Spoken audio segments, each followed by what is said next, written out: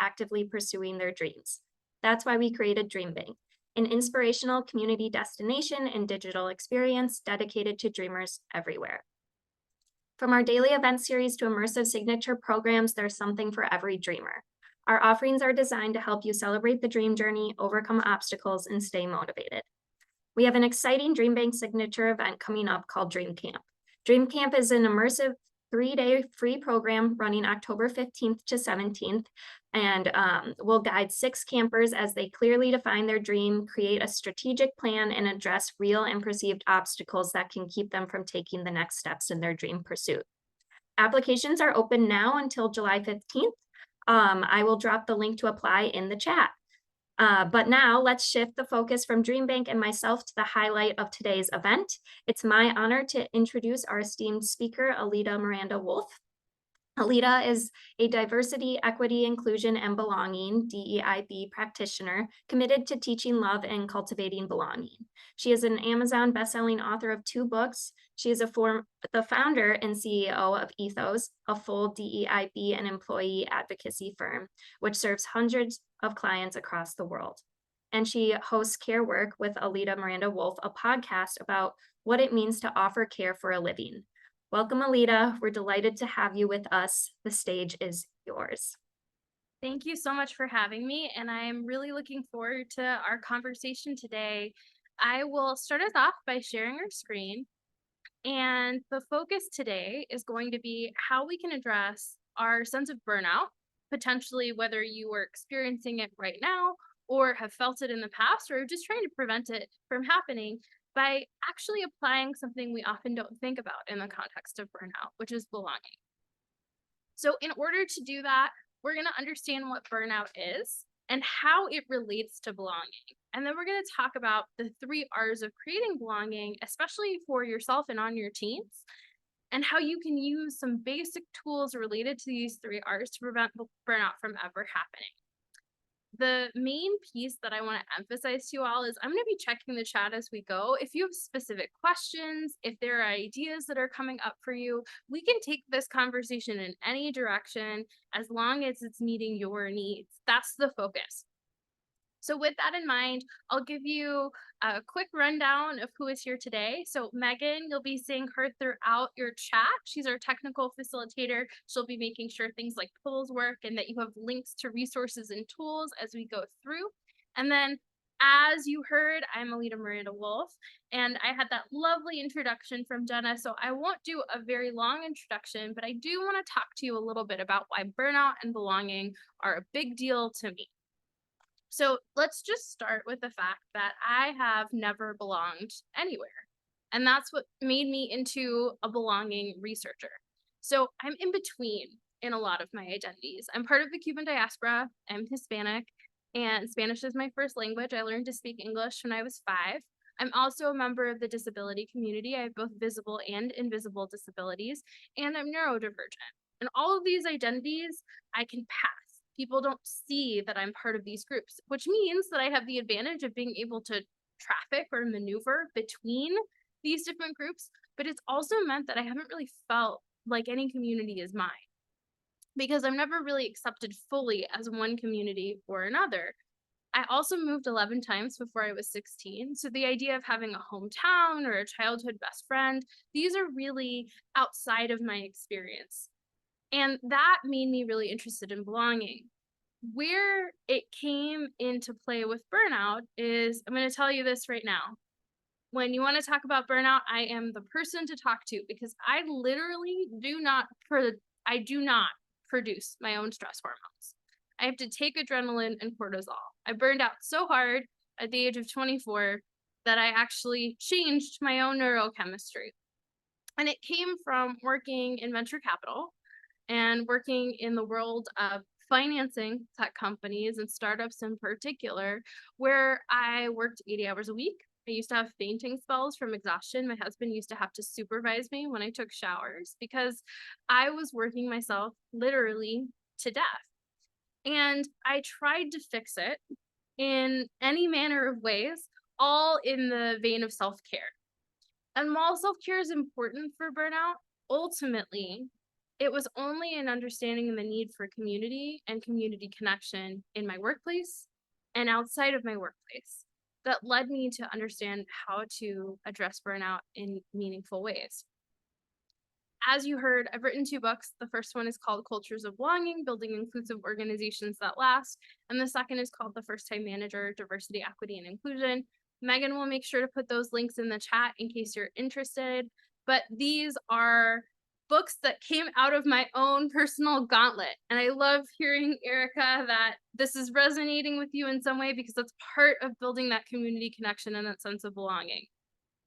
Diane, I hear you in terms of quitting your job due to burnout. I hear a lot of people going through that, especially now. There are so many things that can burn us out, specifically in our current moment. Some things to keep in mind.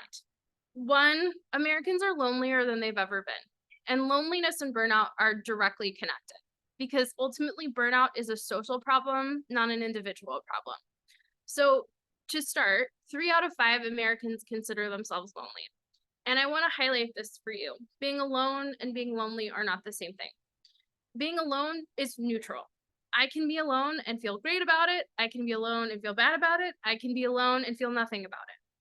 But when we're lonely, that means that we are not seeing a connection between our expectations and experience. We want more social interaction than we have. That's what it means to be lonely. 90 million American workers are lonely, according to a study that was issued by Cigna.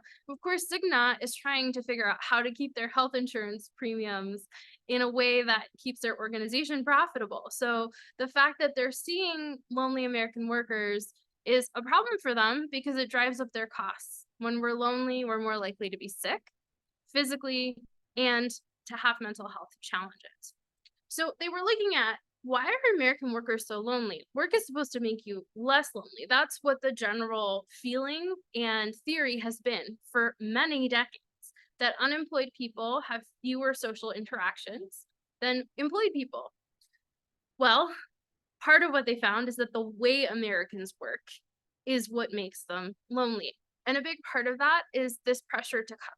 So 61% of workers feel that they have to hide or downplay a core element of who they are in order to do their jobs. This doesn't change if you are somebody holding primarily dominant identities versus marginalized identities.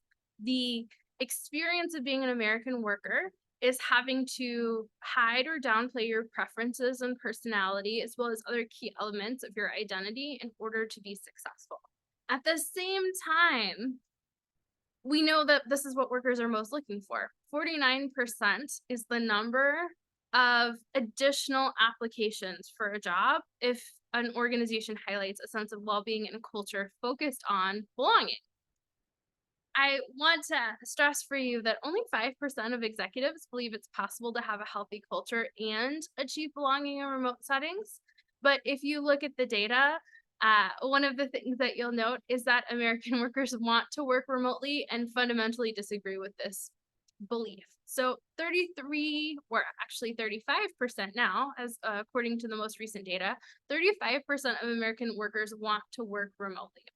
77% of all workers say they are more productive working remotely, and 61%, so that's still a majority of American workers, would accept a pay cut to work remotely.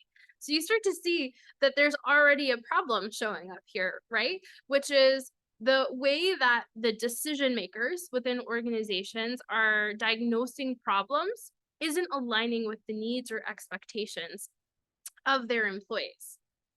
And what we find is that remote settings are not what make people lonely. It's that remote settings where there aren't communicative leaders who are setting clear expectations are more lonely, but that remote employees with communicative leaders are 3 times less likely to experience burnout and also 5 times more productive. So we start to get a little bit of a sense of our schema here.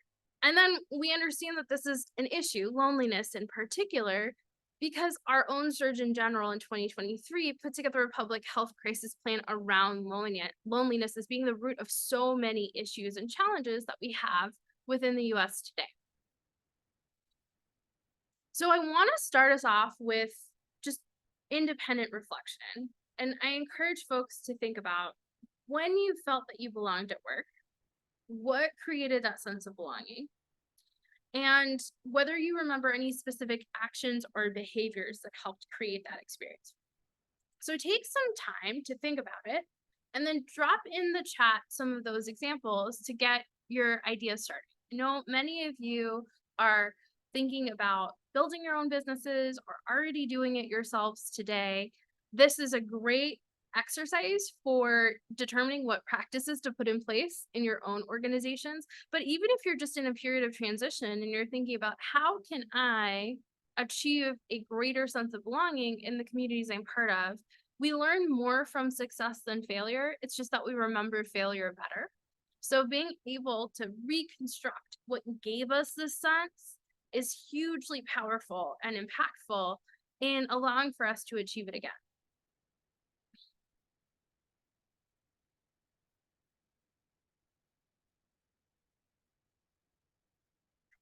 Already seeing some examples coming up, like team bonding and being able to show up as yourself, having shared values, having your voice heard.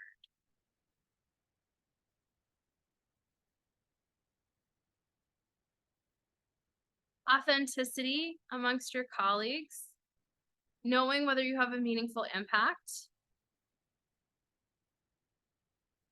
Simple practices like asking what your plans for the weekend are, having a common goal, being able to see one another as people.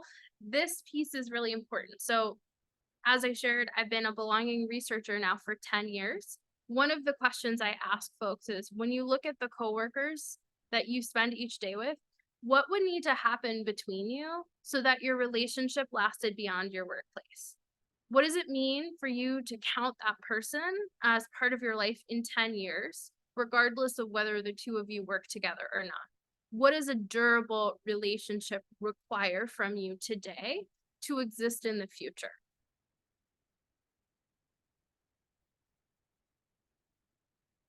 One-on-one conversations, being able to share about elements of your life that are not just work.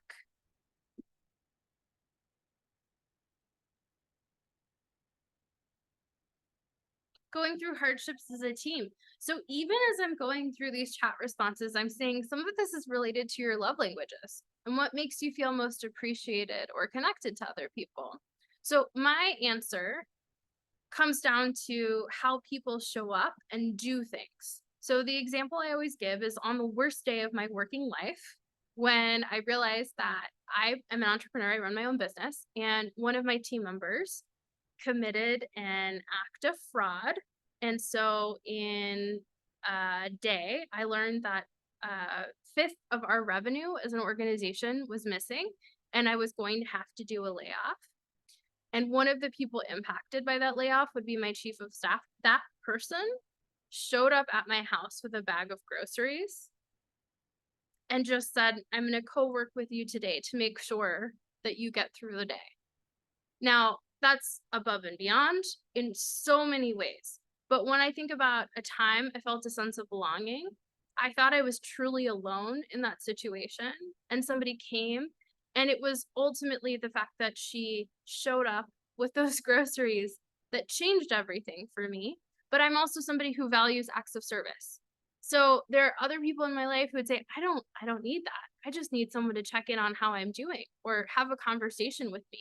Or, you know what, a high five or a hug, that means everything. But being able to know what it is that does this for you, you can replicate it in your own personal culture and the way that you show up. So we created a poll where you could share your responses, but we also did it through chat. I want to make sure that you all know that we're going to send out your chat responses so you'll be able to see each other's notes and feedback and examples in the future. That being said, we're going to close this window because my Pull Everywhere crashed, and I will share my screen again.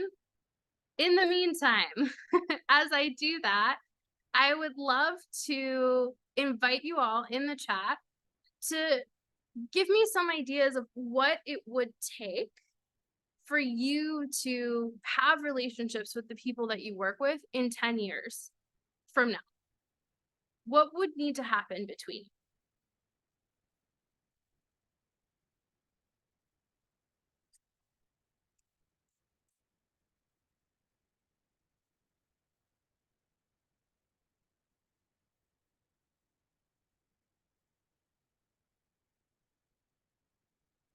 Genuine relationships, friendships, knowing each other on a personal level. Yeah, Ivy, absolutely. So, what would it take for you to have relationships with the people you work with today in 10 years?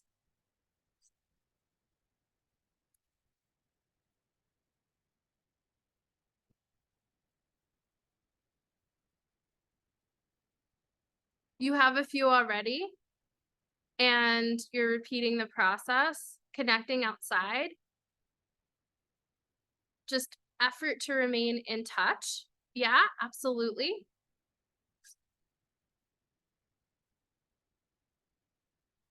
Good work-life balance. Okay, so some of this is about boundaries and whether you're able to maintain boundaries that allow for you to actually invest. We're going to talk about that in the context of burnout too.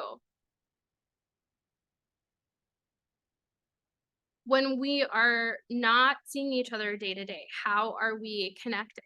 That's a really important question. And, one thing that I want to emphasize to you all is you don't have to do this with everyone. It's that you're thinking about it intentionally and maintaining it over time. That's what matters most for this when it comes to how we relate and how we develop our strengths within our relationships. Now, I'm going to ask another prompt, and this time I'm encouraging you to use Pull Everywhere to answer. So, Megan is going to drop in the chat the link, and you can go into it. But I want to know, what is burnout? How would you define that?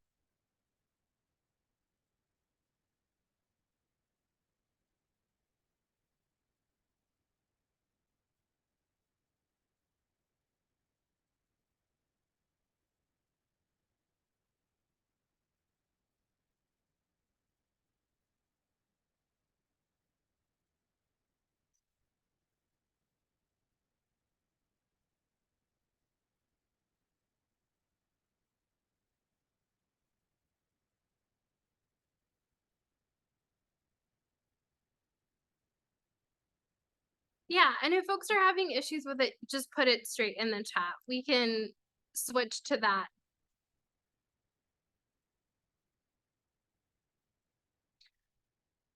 So I'm hearing mental, physical, emotional exhaustion, feeling disconnected, despising having to work, no work-life balance, not being heard. Even at the start of the day, you feel like it's too hard and too much. Amanda, yes, absolutely. This is actually more than burnout. That is what is referred to in the psychological research as breakdown. Complete and total exhaustion due to circumstances you feel are outside of your control.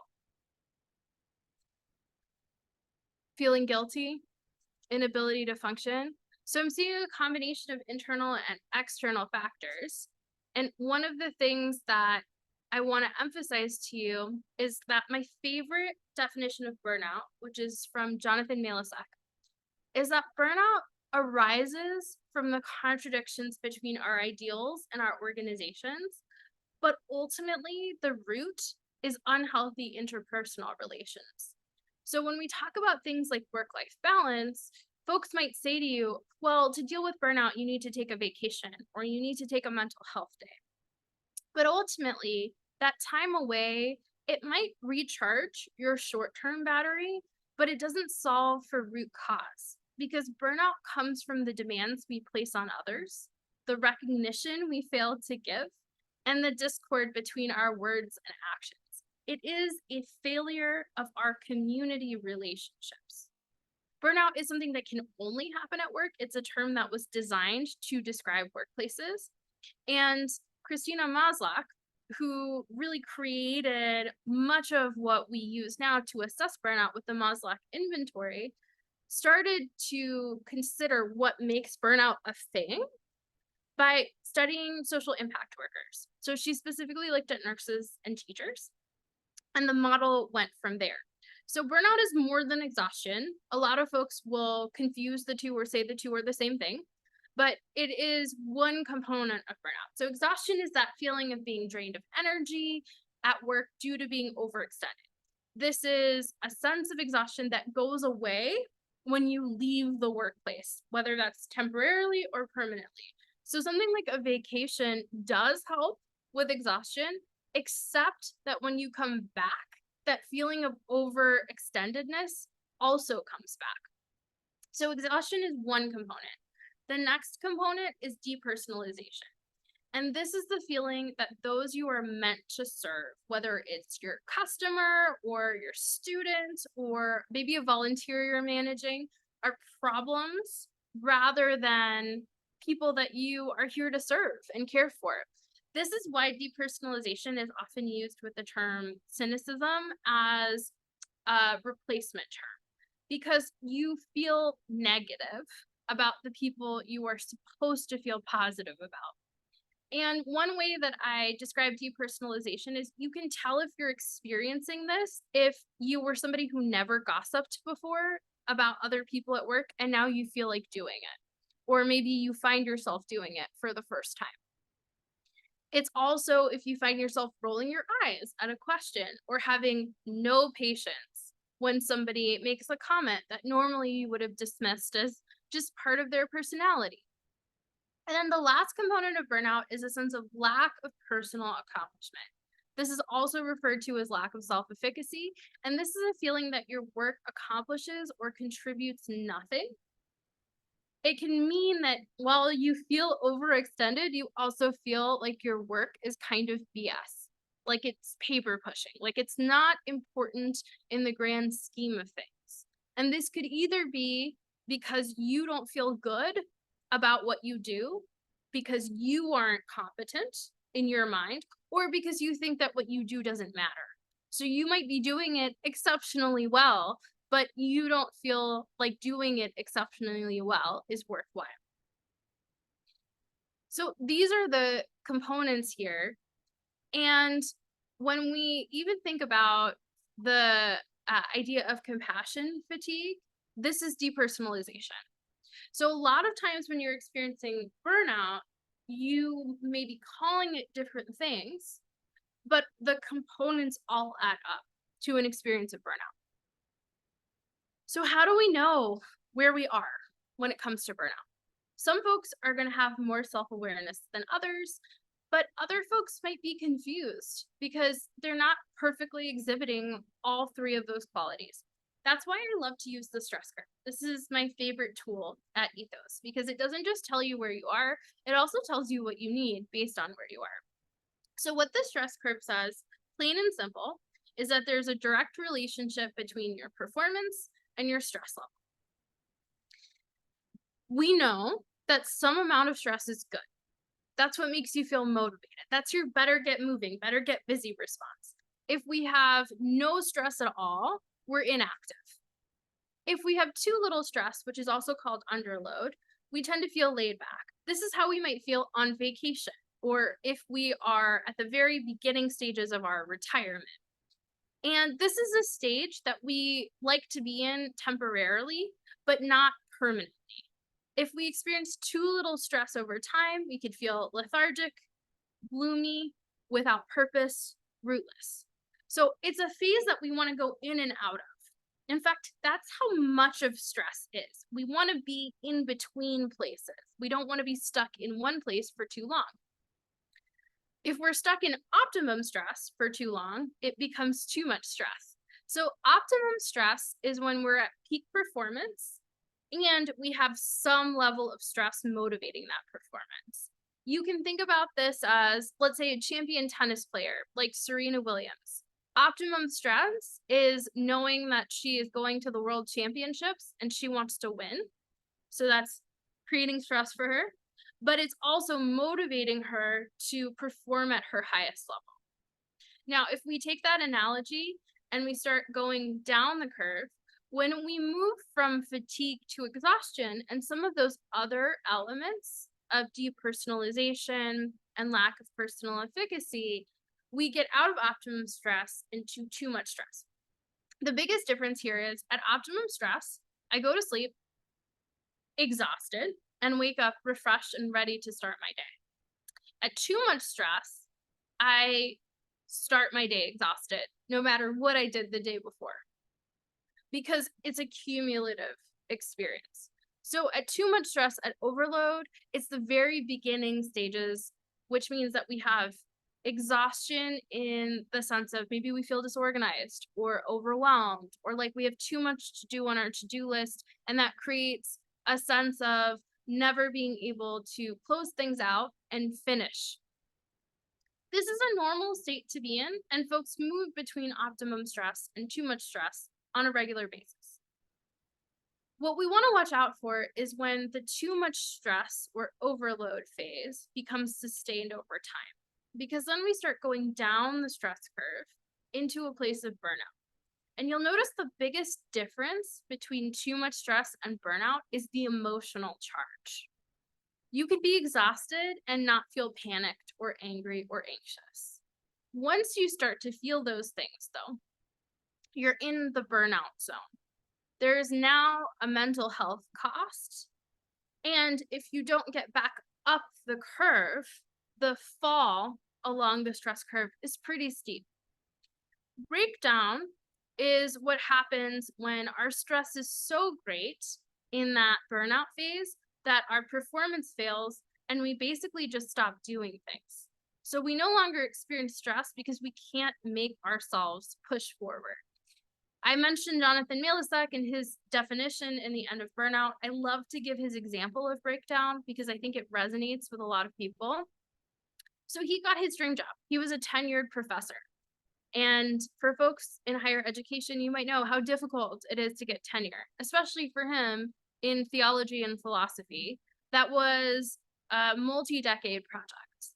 He got tenure, and he quickly found the stress level of not only teaching a full course load, but having to do original research and publish papers and write books, put him in overload and then into burnout.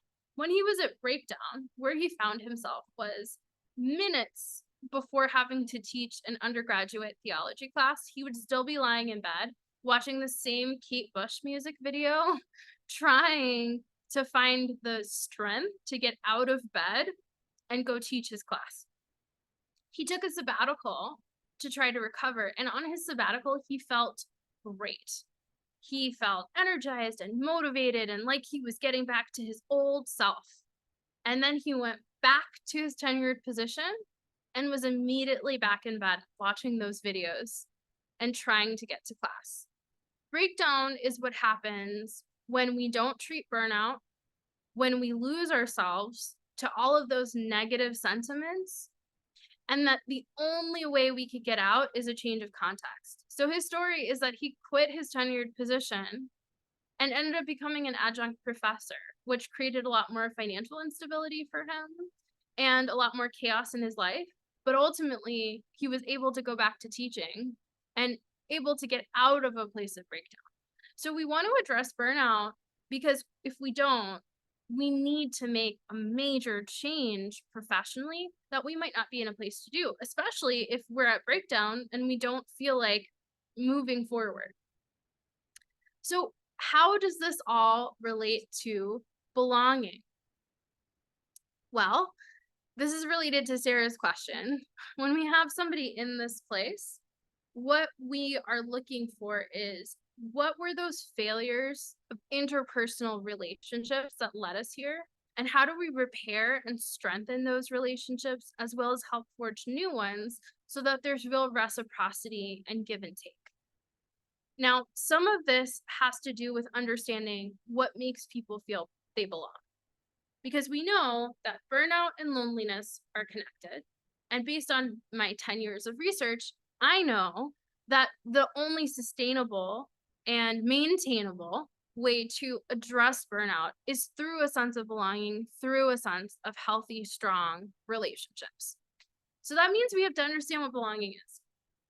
And I'm a diversity, equity, inclusion, and belonging practitioner. That means anytime I'm talking about belonging, I'm talking about it in the context of diverse and multicultural teams.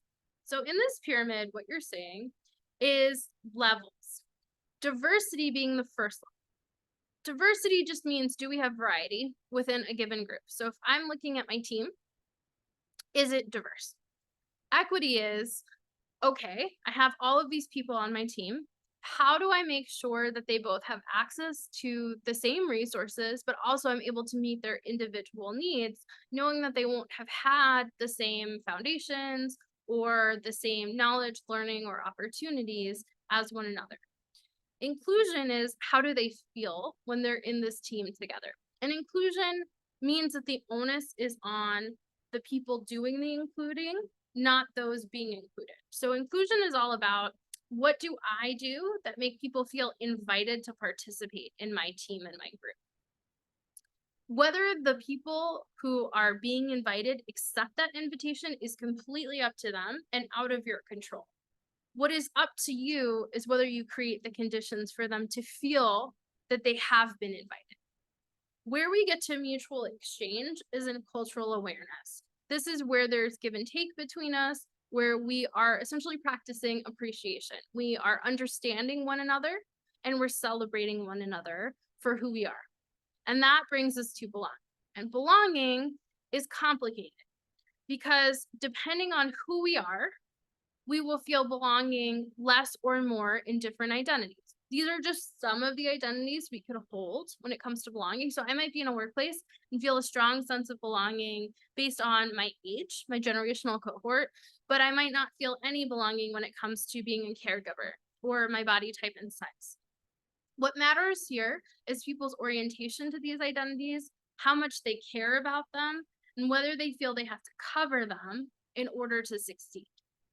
But if we're able to achieve a sense of belonging in our identities and show up as ourselves at work, what that means for us is that we are hitting three core elements.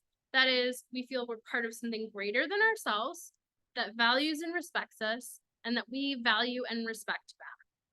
And where that definition comes from, I wrote it in my first book, Cultures of Belonging, is actually consolidating the four types of belonging. Part of treating burnout with belonging, getting somebody who's at that burnout stage or that breakdown stage back up the curve, is understanding that belonging is complex and therefore it's going to require different practices and behaviors depending on where people are and what they expect and need. So there are four types of belonging. The first type of belonging is what I call the Brene Brown form of belonging, which is a sense of personal value. This is, I feel that I can be my authentic self, that I don't need somebody to praise me or give me constant encouragement to know that what I do is important and valuable and tangibly impacts those around me. Foundational belonging is kind of like the spiritual opposite of self-belonging. Foundational belonging is that we feel fundamentally connected to every other person in the world just because we're human. What's interesting about foundational belonging is when I do these assessments with folks, it's folks who have some kind of faith-based community, spiritual practice, or community volunteering or service organization that understand this the most fundamentally. Because what foundational belonging is feeling that you are part of a greater world. Group belonging is a sense of acceptance in your community. So when we have group belonging, it basically means if I feel like I need help, I think that those in my group will provide it. And if they need my help, they will ask me for it. And then there's societal belonging. And societal belonging is social affirmation. This is a feeling that the society we live in is designed for us to meet our needs. Spoiler alert, I've done this assessment with thousands of people. The scores are all over the place. The only thing that's consistent is that in workplaces where people feel the least belonging is societal belonging, because society is not designed for everyone. So the first thing I would recommend, just looking at the questions that we have in the chat and in the Q&A bar, If you are working with somebody who you think is at a place of burnout, I would have them look at this definition, reflect on how they're feeling in their belonging state, and then I would have them conduct this self assessment. So we sent this out as pre work, but we will also send it out as post work. I highly encourage you to do it. It's very fast, it won't take you more than 10 minutes. And basically, along each dimension, you are determining if you experience these things never, sometimes, or always. Some things that are helpful here. You might respond as sometimes or never, and that is okay.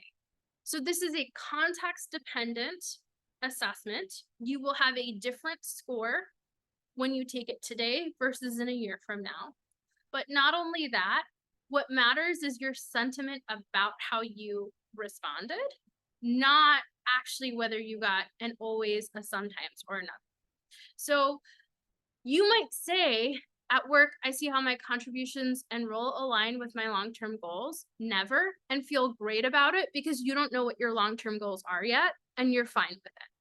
What matters is how you feel when you see your scores. So if I'm working with somebody I think is experiencing breakdown, and what I should say is if they're experiencing breakdown, they're probably not working anymore. So you're probably dealing with somebody who is on the farther spectrum of burnout. But breakdown is like they haven't shown up for work, and aren't showing up for work because they just can't. I mean, at that point, they're usually experiencing some pretty significant mental health issues. But when we look at this assessment for folks who are burned out, we can see what we would need to correct or change in order to bring them back to that healthy place. Same thing is true with foundational, with group, and with societal belonging. We can go through these different pieces and see where we have the ability to make changes. Now, the reality is, you in an organization can work through what's in the tables for the first three. For society, it's more just being able to empathize and acknowledge what is happening and create essentially a pocket where folks don't have to experience these levels of insecurity if they are facing them. When your assessment is done, you can actually draw your own unique shape. And I encourage you to do this with other people on your teams so that you're able to look and see, am I having a different belonging experience than the person next to me? Why? And what might I do about it, if anything? So that brings me to the last part of our conversation today before I get into some of the other questions that you all are listing, which is how do we treat burnout with belonging tangibly? First things first, we have to talk about purpose. And we're talking about fueling your dreams. Of course, I know the folks in this room care about purpose. When we talk about treating burnout with belonging, ultimately, we're talking about the relationship between belonging, purpose, and happiness.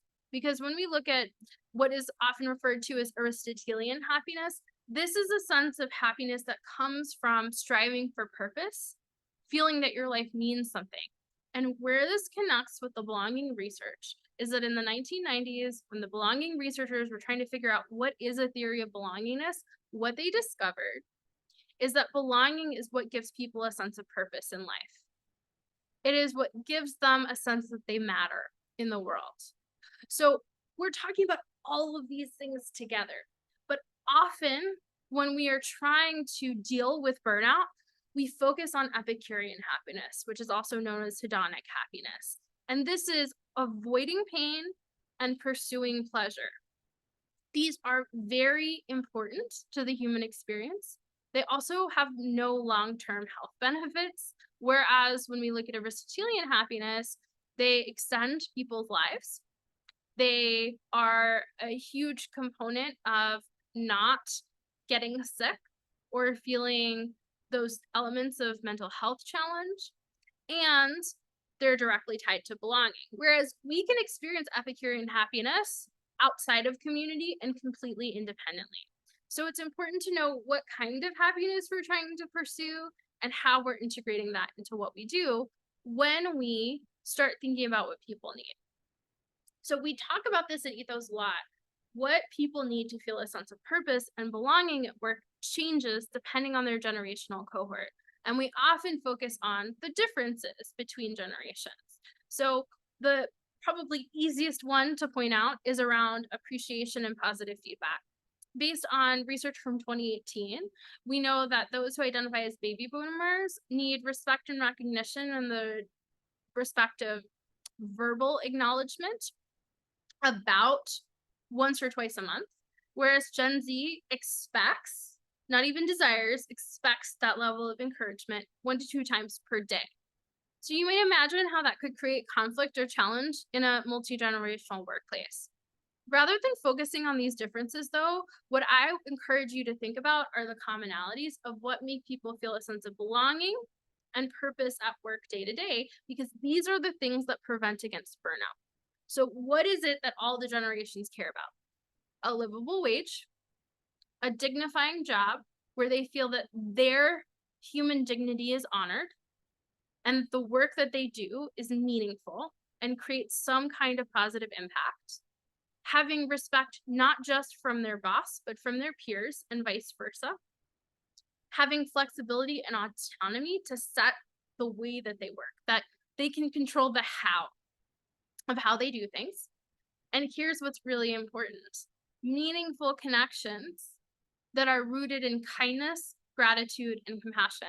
It was Daniel Coyle studying highly effective organizations in the Culture Code that found that the single greatest determinant of whether an organizational culture is healthy is how many times people in the organization say thank you to one another on a daily basis.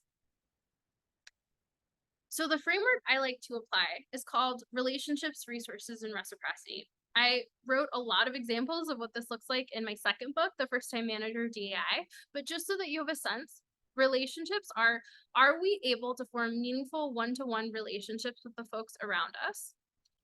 Do we have the resources to do that? So if I have 9 meetings today, I'm probably not going to ask you about your weekend plans. Do I have the mental energy? Do I have the time? Am I being paid enough? Do I have the support on my team so that I can actually meaningfully invest in those relationships? One of the reasons that Cigna cited for American workers specifically being lonelier than other workers is because we do not provide them the resources to actually meaningfully have relationships with others. We expect them to be so productive that we actually make them less productive because they are not able to fully function within teams. And reciprocity. Reciprocity is hard. And here's why it's hard. In the US, especially, we think about reciprocity as one-to-one. So I do you a favor, you do me a favor. That's fundamentally transactional. Reciprocity is not transactional. It's I'm on a team, and so I need help. Megan shows up for me. But when Megan needs something, I might not be able to provide it, but someone else on my team will. And that will be a given. That no matter what, in our enclosed circle of a team, all of our needs are constantly being met by someone in the group. When we think about how to do this, when we achieve our sense of shared belonging and high hopes, whether it's in a remote team, a hybrid team, an in-person team, we have to get rid of this idea that belonging is organic and inherent and natural. Think about all of the families that exist where people in those families don't feel they belong. The idea that we should just come together and experience belonging is a flawed one. If we want to have belonging, we have to work for it. Just like if we want to have a healthy marriage, we have to work towards that too. If we want to have a healthy body, we have to work towards that too. Belonging is the same.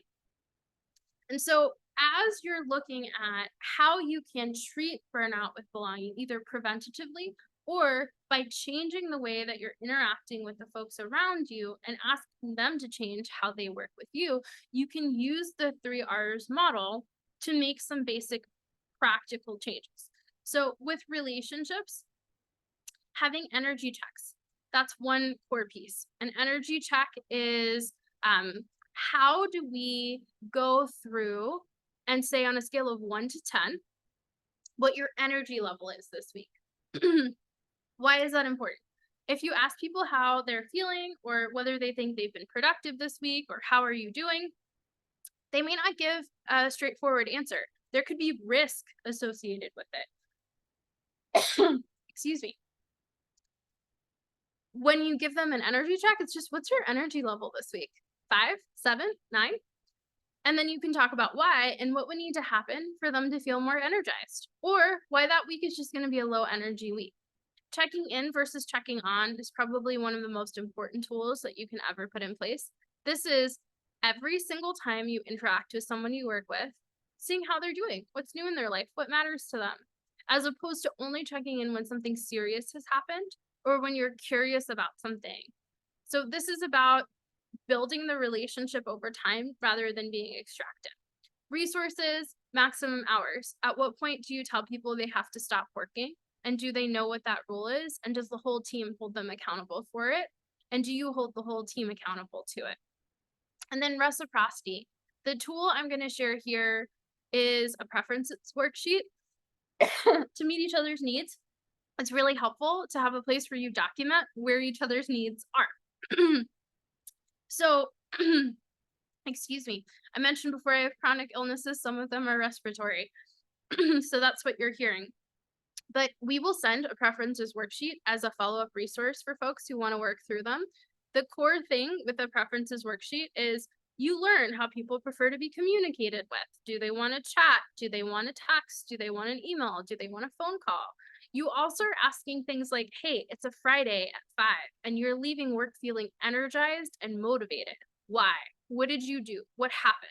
So that you're essentially able to have this list of things that makes people feel supported and cared for. And that also allows them to provide support and care to others.